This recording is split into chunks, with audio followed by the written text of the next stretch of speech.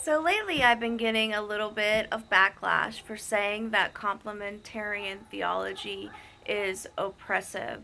So I wanted to take a couple minutes just to explain where my heart is coming from when I say that. First of all, I understand that not every complementarian woman is being oppressed, and I also understand that not every complementarian man is oppressing women. I relate to that, I understand. My issue, however, is that complementarianism, even in its nicest form, it leads to all sorts of rotten tasting fruit.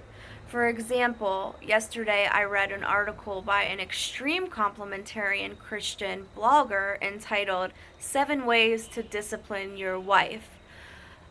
That is an extremely, even the title is dehumanizing to women. Now, I understand that not all complementarians think that way, but the point is that is where complementarian theology leads. That's sort of the psychology behind my concerns. Second of all, the theology is concerning because complementarianism forces us to ignore key women leaders in the Bible. For example, Judge Deborah, who was not only a judge, but what that meant was that she was the leader of the Israelite army. So she was leading men and women into battle. It also meant that she was the spiritual leader. Now, the complementarian sort of agenda and theology says that, well, Deborah was the exception to the rule. She was brought up because there were no good men to do it. But here's the thing, guys. God doesn't have exceptions to his rules because God is not a legalistic God who has nonsense rules. God is as a dad or as a mom, and he only gives rules because he wants what's best for our lives. So telling a woman that she can't be a pastor is a nonsense rule. It's not necessarily what's best for a woman's life or a man's life. Telling a woman that she can't be an elder is a nonsense rule. Telling a woman that she can't help lead her home is a nonsense rule.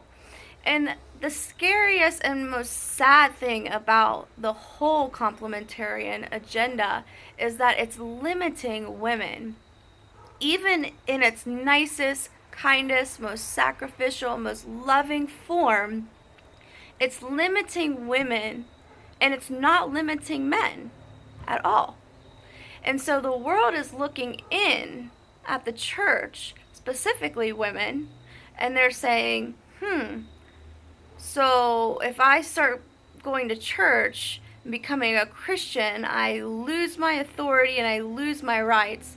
Now, in early Christianity, women flocked to Christianity because it offered them a newfound respect and freedom that they never knew before.